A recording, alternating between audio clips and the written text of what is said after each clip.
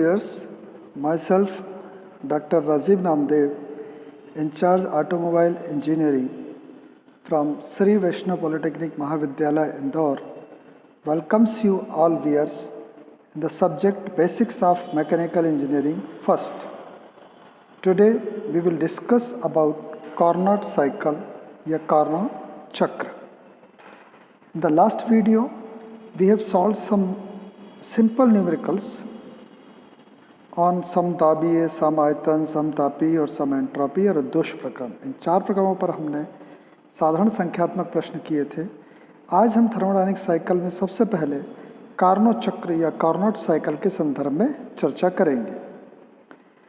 Carnot cycle में हम जो चर्चा करेंगे उसमें मुख्य बिंदु हमारे रहेंगे पीवी और टीएस डायग्राम या आरेख, प्रक्रम कौन कौन से हैं, उसकी दक्षता और उस पर कुछ संख्यात्मक प्रश्न या न्यूमेरिकल।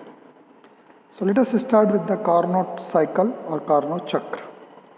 ब्रीफ इंट्रोडक्शन में हम देखते हैं कि according to Sadi Carnot's rule या सॉडी कार्नोट के नियम अनुसार the efficiency of a thermodynamic cycle ऊष्मागतिकी चक्र की दक्षता depends solely on the difference between the hot and cold temperatures reservoirs. मात्र तप्त एवं शीतल हॉट एंड कोल्ड रिजर्वायर कोश के तापक्रम के अंतर पर निर्भर करती है। ये पहली लाइन है इनके नियमानुसार। इसी को दूसरी भाषा में फिर लिखा गया है कि no engine can be more efficient than a Carnot heat engine समान operating between the same high temperature and low temperature reservoirs. समान उच्च एवं निम्न तापक्रम के कोशों के मध्य कार्य करने वाला इंजन कार्नो ऊष्मा इंजन से अधिक दक्ष नहीं होगा। तीसरा इसका स्टेटमेंट है कि the efficiency of all Carnot heat engines operating between the same constant temperature reservoirs are the same. समान स्थिर तापक्रमों के मध्य कार्यरत समस्त कार्नो ऊष्मा इंजनों की दक्षता समान होगी regardless of the working substance employed or the operation details। भले ही कार्यकारी माध्यम जैसे एयर है या पेट्रोल एयर का मिक्सचर है या डीजल है अथवा संक्रिया विवरण कोई सी भी प्रोसेस हो, लेकिन उस सभी में ये चीज़ तय होगी कि उनके जो एफिशिएंसी होगी, अगर वो रिवर्सिबल है, कार्नोट हीट इंजन है, दोनों टेम्परेचर सेम है, हायर और लोअर, तो उनकी एफिशिएंसी समान होगी। पहली चीज़ जब हम यहाँ पर जाते हैं नियमों को पढ़ने के बाद हमें ऐसा लगता है कि Carnot cycle basically theoretical cycle है, सैद्धांतिक है, क्योंकि इसने जो बिंदु दिए हैं वो मूल रूप से होते नहीं, क्योंकि हम दक्षता जानते हैं। दक्षता होती है हमारी आउटपुट अपान इनपुट, निर्गम बटे आगम। लेकिन यहाँ पर ये बोल रहा है कि दक्षता केवल दो जो तापक्रम है उनके उच्च तापक्रम और निम्न तापक्रम के जो रिजर्वायर हैं उनके डिफरेंस पर डिपेंड करेगी। आइए हम इसको आगे और देखते हैं। अभी के लिए इतना, बट ये समझ में आ रहा है इन स्टेटमेंट के थ्रू। इन स्टेटमेंट का उपयोग जो है वो हमको न्यूमेरिकल सॉल्व करने में भी आएगा, एक कॉन्सेप्ट बनाएगा जिसके बेसिस पर हम आगे ऑटो साइकिल और डीजल साइकिल पढ़ेंगे। अब हम इसको देखते हैं। In a Carnot cycle the system executing the cycle undergoes a series of 4 reversible processes. Carnot चक्र में तंत्र 4 प्रतिक्रम प्रक्रमों से के चक्र से गुजरता हुआ निष्पादित होता है। यानी कि साइकिल जो बन रही है उसमें 4 रिवर्सिबल प्रोसेस हैं। वो कौन कौन सी हैं अब हम इसको देखें। इसको बनाने के लिए सबसे आसान सा तरीका है, सबसे पहले आप टी एस आरेख बनाएं। T temperature, S entropy, Y axis और एक्स एक्सिस पर, और एक रेक्टेंगल बना दें, आयत बना दें। 1 2 3 4 नंबरिंग शुरू करेंगे बॉटम लेफ्ट से, बाएं हाथ से नीचे से 1, फिर 2, फिर साइकिल में चलेंगे हम घड़ी की दिशा में 3 और 4। ये सिंपल सा तरीका है इसको बनाने का।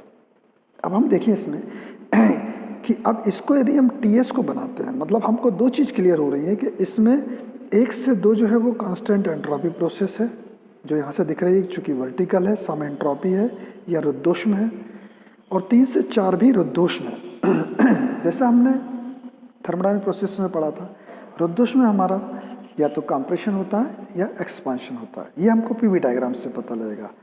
साथ में ही 1 और 4 और 2 और 3 ये समतापी हैं। तो यानी 4 प्रक्रमों के नाम हमको टीएस डायग्राम से मिलते हैं। कौन कौन से? 1 से 2 कौन सी हो गई हमारी? सम एंट्रोपी, 2 से 3 आइसोथर्मल, 3 से 4 रुद्धोष्म या एडियाबेटिक या आइसोएंट्रोपिक, 4 से 1 समतापी। आइए हम जब लिखेंगे इनको तो किस प्रकार से लिखेंगे, यहाँ देखें। पहला प्रोसेस या प्रक्रम 1 to 2 आइसोएंट्रोपिक, आगे कंप्रेशन है, संपीड़न है, हमको पता लगेगा। मतलब अभी ये पता लग रहा है कि 1 to 2 आइसोएंट्रोपिक है, 2 to 3 आइसोथर्मल है यानी आड़ी लाइन है, फिर आइसोएंट्रोपिक 3 से 4 खड़ी लाइन है, और फिर 4 से 1 अगेन आइसोथर्मल है या समतापी है। अब इसमें संपीड़न हो रहा है या प्रसार हो रहा है, कंप्रेशन एक्सपांशन हो रहा है, उसके लिए हमको पीवी डायग्राम की जरूरत पड़ेगी। तो आइए अब हम पीवी डायग्राम को देखें। पीवी डायग्राम बनाने में आप जानते हैं कि चाहे वो समतापी हो या सम एंट्रोपी, करोड़ों लाइन आती हैं, लेकिन हमने ये डिफरेंस भी देख चुके हैं कि यदि ये हाइपरबोलिक हैं तो वो आइसोथर्मल कहलाएंगी।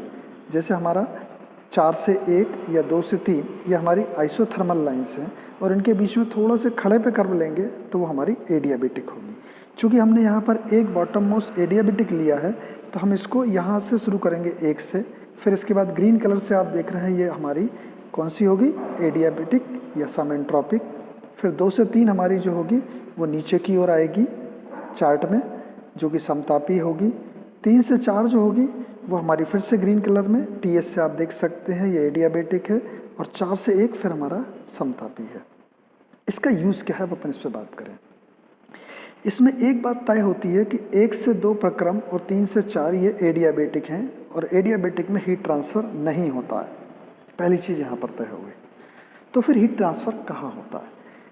हीट ट्रांसफ़र होगा समतापी में, यानी 2 से 3 में आप देख रहे हैं यहाँ पर बना हुआ है Q एडेड, अंदर की तरफ आ रहा है एरो, और 4 से 1 में ऊष्मा बाहर निकलेगी, यानी इसको बोलेंगे हीट सप्लाइड प्रदाय ऊष्मा Q23 टीएस पर लिखा है, और यहाँ लिखा है Q41 निष्कासित ऊष्मा या निर्गत ऊष्मा।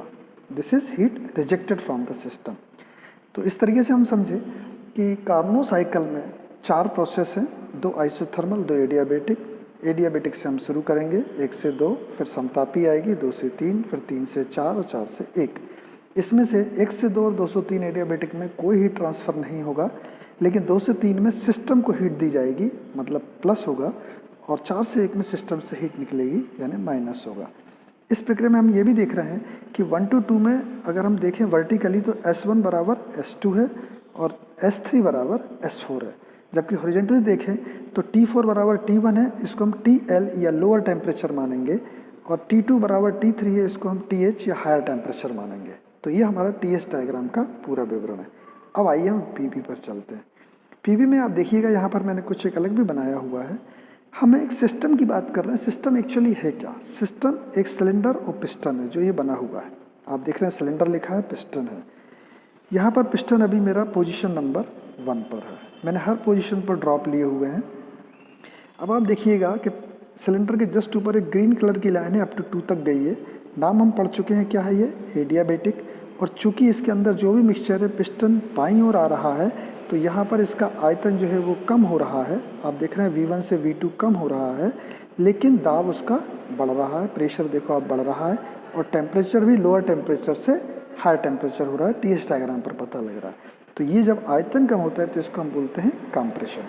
तो 1 से 2 प्रोसेस के बारे में हम पूरी लाइन बोलें तो हम प्रोसेस 1 से 2 का नाम बोलेंगे TS डायग्राम से क्या? आइसोएंट्रोपिक, और PV से बोलेंगे कंप्रेशन, यानी कि सम एंट्रोपी संपीड़न।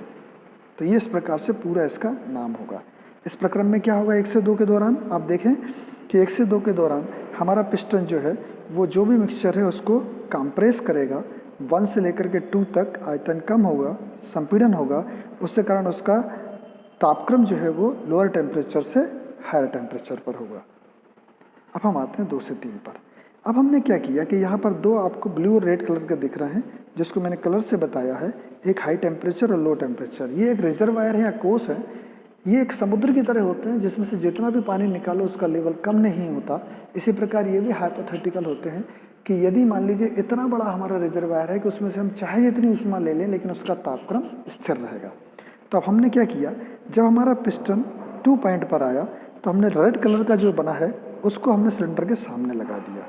तो जब सिलेंडर के सामने लगा दिया तो अब सिलेंडर क्या करेगा, सिलेंडर के अंदर जो मिक्सचर है वो हाई टेम्परेचर से ऊष्मा को लेगा। जब वो गर्म होगा तो गर्म होने के कारण क्या होगा कि चूंकि टेम्परेचर कांस्टेंट है तो टेम्परेचर पे तो नहीं होगा, तो वो क्या करेगा, इसके अंदर जो गैसेज हैं उनको भी गर्म करेगा और उनमें होगा प्रसार। तो देखिए आप ऊपर ग्रीन के जस्ट ऊपर है 223 में ब्राउन कलर से बनाया गया है, ये हमारा 223 देखिए आप, यहाँ पर वॉल्यूम जो है आपका बढ़ रहा है और प्रेशर आपका कम हो रहा है, तो यहाँ पर होगा प्रसार। तो 2 से 3 का हम नाम लिखेंगे यहाँ से, TS से क्या रहेगा आइसोथर्मल, और यहाँ पर क्या हो रहा है ये प्रसार। इस दौरान ऊष्मा जो है वो सिलेंडर ले रहा है, और कितनी ले रहा है, Q23 प्रदाय ऊष्मा आइसोथर्मल पर। तो पहला हमारा ऐसे एडियाबेटिक कंप्रेशन 1 से 2, 2 से 3 में हमारा क्या हो गया, heat added to the system at constant temperature, उसके कारण ये जो प्रसार हुआ है इसको हम बोलेंगे आइसोथर्मल एक्सपांशन। अब आइए 3 से 4 पर आए, तो 3 से 4 में भी देखिए आप पिस्टन जो है बाहर की ओर मूव हो रहा है, आप देख रहे हैं एरो से, नाम TS डायग्राम से हमने देख लिया सम एंट्रोपिक, और चूंकि यहाँ पर प्रसार होगा तो वो प्रसार कहलाएगा आपका आइसो एंट्रोपिक एक्सपांशन या सम एंट्रोपी प्रसार। इस दौरान भी आयतन आपका बढ़ेगा V3 से V4, और अंत में चूंकि साइकिल है तो 1 तक हमको पहुंचना है। अंत में फिर से आप देख रहे हैं कि आइसोथर्मल है 4 से 1 TS डायग्राम पर दिख रहा है अपने को। इस दौरान हम क्या करेंगे, अब सिलेंडर के सामने रख देंगे TL लो टेम्परेचर वाला, तो ये क्या करेगा, जो भी गैस है उससे हीट को लेगा। तो कितनी हीट लेगा, Q41 या निष्कासित ऊष्मा। जब सिस्टम से ऊष्मा निकलती है तो वो नेगेटिव होती है, तो ये निर्गत ऊष्मा या निष्कासित ऊष्मा कहलाएगी सिस्टम से, वो इस TL को देगा। TL में फिर से वही कॉन्सेप्ट है, इसका टेम्परेचर लो है लेकिन चाहे जितनी ऊष्मा इसमें दी जाएगी इसका टेम्परेचर वही रहेगा। तो ये सिम्बॉलिकली है। तो यहाँ पर देखेंगे जब आप 4 से बनाएंगे तो आप देखिए नीचे ब्राउन कलर एरो बना हुआ है, मतलब क्या होगा यहाँ पर कंप्रेशन। तो इस प्रकार से TS और डायग्राम के द्वारा हम पूरे के पूरे कार्नो साइकिल को समझा सकते हैं। अब आप एग्जाम्पल में जब बनाने जाएं एग्जाम में तो सबसे पहले TS बनाएं और एक रेक्टेंगल बना दें, और इसके बाद में PV पर इंक्लाइन लाइन बना दें और नीचे सिलेंडर पिस्टन बना दें। तो आपका 1 से आपको बिल्कुल समझ में आएगा नाम कि 1 से 2 हमारा क्या हो रहा है। अब देखिए यहाँ पर 1 से 2 में आप नाम देखेंगे, इसी का विवरण यहाँ लिखा है। प्रक्रम 1 से 2 में क्या हो रहा है आपका आइसो एंट्रोपिक कंप्रेशन या सम एंट्रोपिक संपीड़न। इसमें the gas is compressed adiabatically from state 1 to state 2। Gas अवस्था 1 से अवस्था 2 तक रुद्धोष्मी संपीड़ित होती है। Where the temperature is high, ऊपर वाले टेम्परेचर जहाँ तापक्रम उच्च है T2, and entropy remains constant, और एंट्रोपी अपरिवर्तित रहती है। तो इतना हमको लिखना पड़ेगा प्रोसेस 1 to 2 में डायग्राम के नीचे। चूँकि स्लाइड्स हैं इसमें स्पेस नहीं था तो मैंने इसको अलग स्लाइड में लिया है। अब 2 से 3 में हमने देख लिया कि 2 से 3 जो है हमारी आड़ी लाइन है TS डायग्राम पर, मतलब आइसोथर्मल है, और इस दौरान आपका वॉल्यूम बढ़ रहा है, मतलब एक्सपांशन हो रहा है, तो ये समतापी प्रसार होगा। इसमें system is placed in contact with the reservoir at high temperature TH बराबर T2 बराबर T3। तंत्र को उच्च तापकोश TH बराबर T2 बराबर T3 के संपर्क में रखते हैं। अब इसके कारण क्या होता है, the gas expands isothermally while receiving energy Q3 from the hot reservoir by heat transfer. तो ऊष्मा स्थानांतरण के कारण गैस में तप्त कोश से ऊष्मा Q23 लेने से समतापी प्रसार होता है।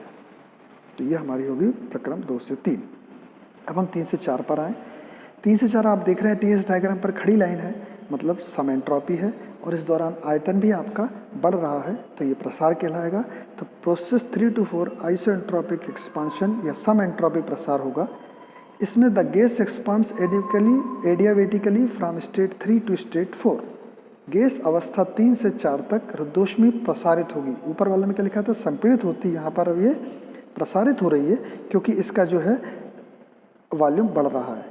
Where the temperature is low T4, जहाँ पर कि निम्न तापक्रम T4 है, एंड एंट्रोपी रिमेन्स कांस्टेंट। ये हमें TS डायग्राम से पता लग रहा है कि एंट्रोपी अपरिवर्तित रहती है। अब प्रोसेस प्रक्रम 4 to 1 में हम देखें कि आइसोथर्मल कंप्रेशन जो होगा वो समतापी संपीड़न है। संपीड़न क्यों, क्योंकि आयतन उसका कम हो रहा है और लाइन हमारी आड़ी है टीएस डायग्राम पर, इसलिए isothermal compression. The system is placed in contact with the reservoir at low temperature, TL बराबर T4 बराबर T1। तो तंत्र को निम्न ताप को TL बराबर T4 बराबर T1 के संपर्क में रखते हैं।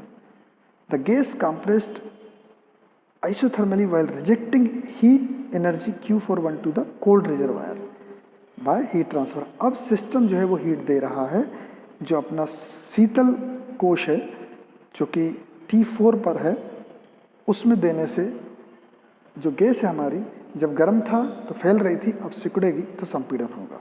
तो इस प्रकार से आपको इन ऑल अभी तक हमने देखा कि पीवी डायग्राम बनाना है।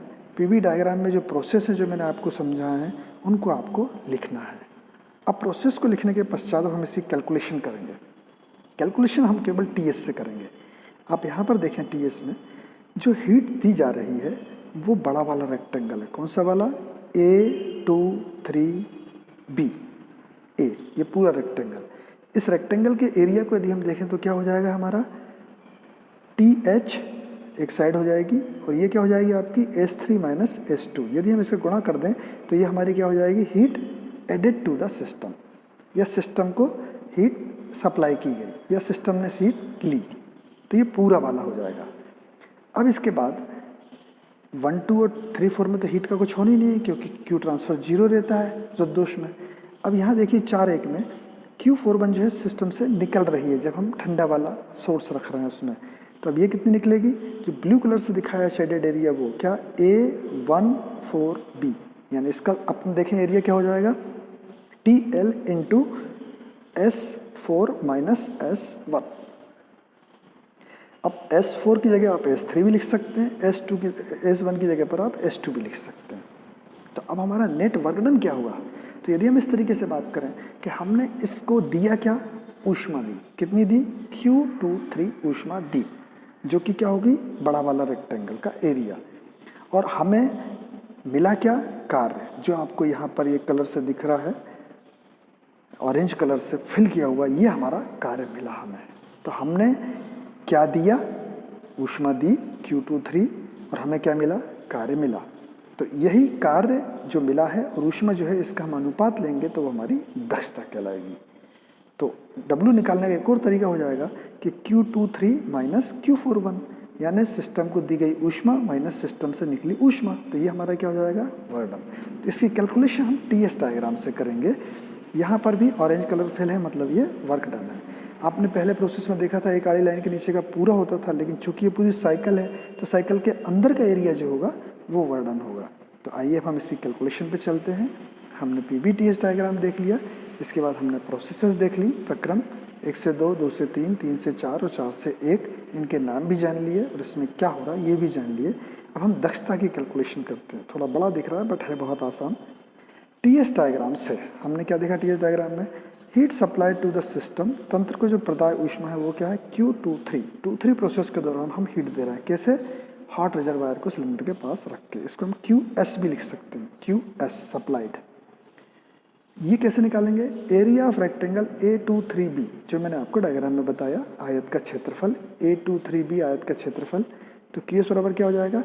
वर्टिकल साइड TH और हॉरिजॉन्टल साइड क्या हो जाएगी? Into S3 minus S2। अब heat rejected from the system, कहाँ पर रिजेक्टेड? 4 to 1 प्रोसेस के दौरान। तो QR बराबर क्या हो जाएगी? Q41। तो एरिया ऑफ रेक्टेंगल क्या हो जाएगा? A14B या A14B आयत का क्षेत्रफल के बराबर।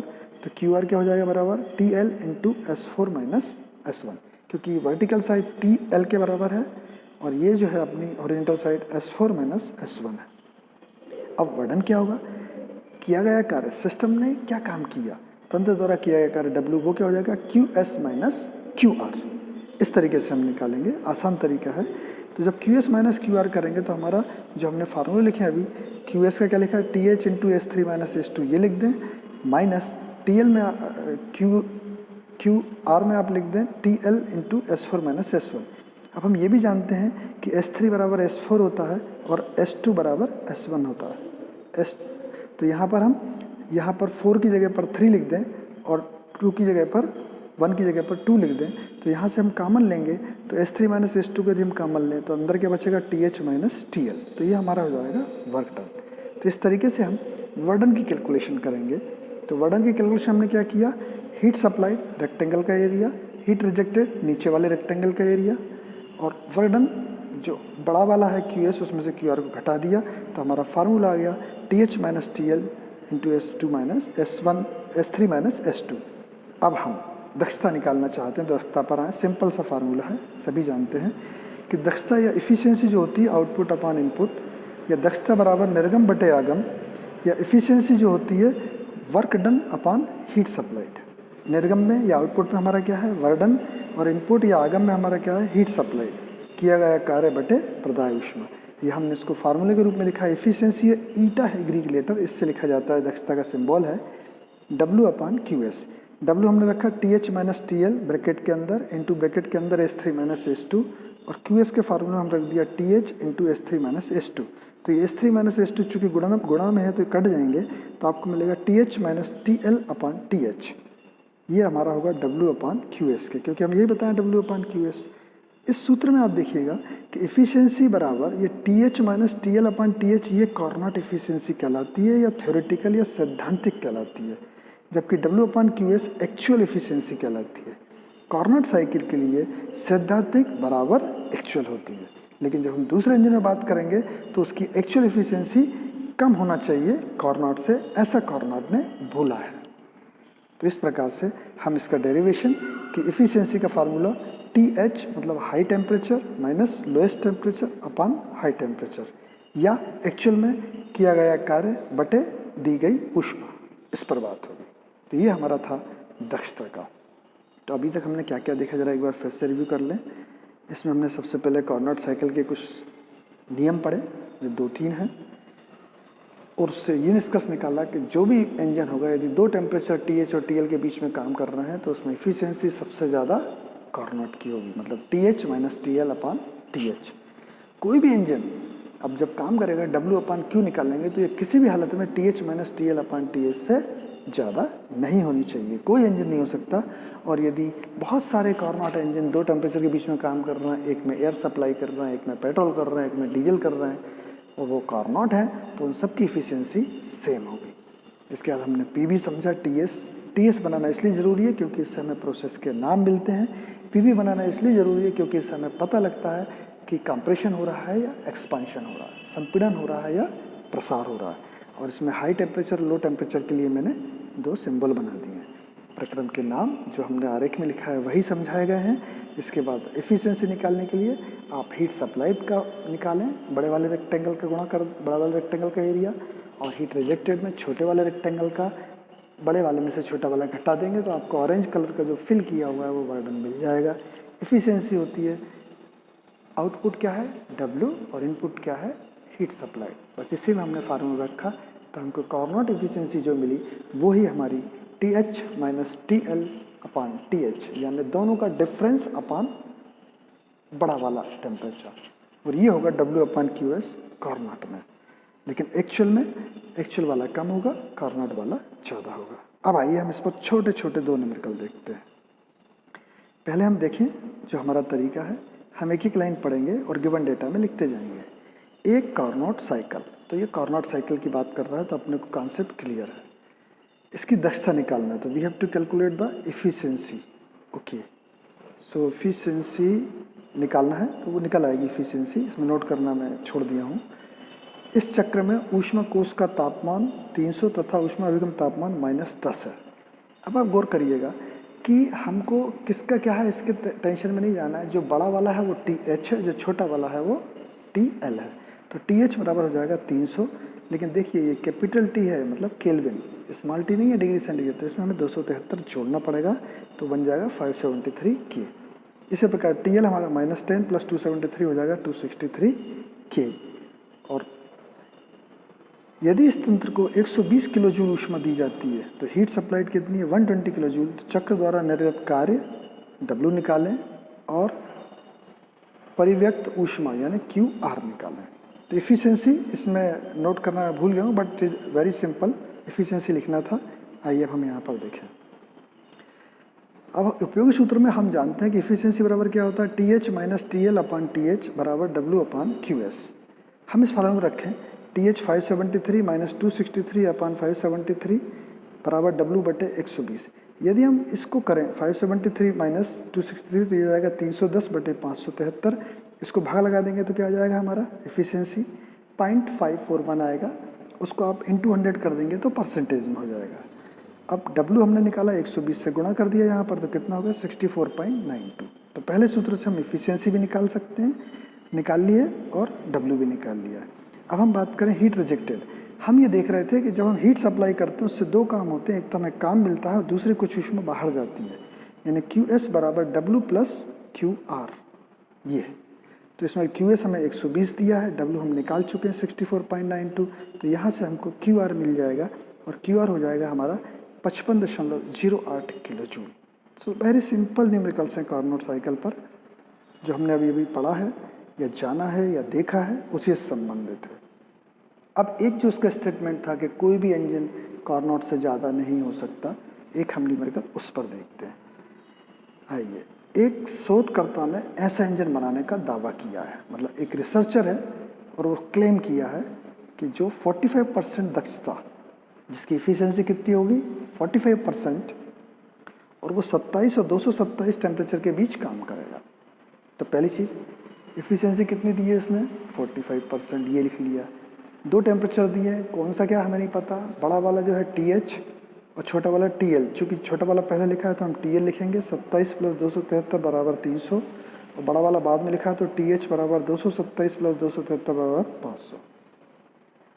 अब हमको ये बताना है कि इस दावे की प्रमाणिकता कारण सहित दीजिए, मतलब इच क्लेम सर्टिफाइड, ये प्रमाणिक है, इसका कारण सहित हमें बताना है। तो अब कारण हम कहाँ से निकालेंगे, इसकी कार्नोट एफिशिएंसी निकाल लें। यदि इसकी एफिशिएंसी कार्नोट की एफिशिएंसी से कम होगी तो ये सही बोल रहा है, और यदि ज़्यादा होगी तो ये गलत है, क्योंकि हो ही नहीं सकता कार्नोट के नियम के अनुसार। तो हमने एफिशिएंसी का फार्मूला लगाया। अब आप बोलेंगे W/QS क्यों नहीं लिखा, क्योंकि यहाँ पर W/QS लिखने की ज़रूरत ही नहीं है, यहाँ पर तो सीधा हमको एफिशिएंसी निकालना है कार्नोट की। तो अब मैंने यहाँ एफिशिएंसी कार्नोट भी लिख दिया है, TH - TL/TH 500 - 300/500 2/5 बराबर 0.4 40%। इसका मतलब ये हुआ कि 227 और 27 डिग्री के बीच काम करने वाले की इंजन की मैक्सिमम एफिशिएंसी कितनी हो सकती है, अधिकतम 40%, और ये रिसर्चर क्या कह रहा है मेरी 45% है। ये सरासर गलत है, बट इसको लिखेंगे कैसे हम, नीचे आप कारण सहित लिखना है प्रमाणिकता। According to Sadi Carnot's rule, Sadi Carnot के नियमानुसार, जो हमने पहली स्लाइड में देखा था, no engine can be more efficient than a Carnot heat engine operating between the same high temperature and low temperature. समान उच्च एवं निम्न तापक्रम के मध्य कार्य करने वाला इंजन कार्नो ऊष्मा इंजन से अधिक दक्ष नहीं होगा। और ये बोल रहा है क्या, हम निकाल रहे हैं कार्नो की 40% और ये बोल रहा है मेरे इंजन की 45% है। Since efficiency of researcher engine is more than Carnot efficiency, चूँकि शोधकर्ता के इंजन की दक्षता कार्नो की दक्षता से अधिक है, therefore claim is not certified, अतः दावा प्रमाणिक नहीं है। तो इस प्रकार से ये दूसरा हमारा सवाल था जिसमें हमने सोडी कार्नोट के नियमों का उल्लेख किया। तो पहला सवाल तो आपने देख लिया, एफिशिएंसी निकालना है, W निकालना है, Q, और दूसरा में हमने ये भी देख लिया कि यदि कोई क्लेम कर रहा है तो सही है या गलत है। तो इस प्रकार आज के इस वीडियो में हमने कार्नोट साइकिल को देखा, जिसमें हमने उसको PV/TS डायग्राम कैसे बनेंगे, प्रोसेसेस कैसे लिखी जाएंगी, उनकी दक्षता का कैलकुलेशन का फार्मूला क्या होगा और उस पर न्यूमेरिकल्स कैसे आएंगे, इसके बारे में जाना। In the next video we will see Otto cycle. Thank you very much for watching this video.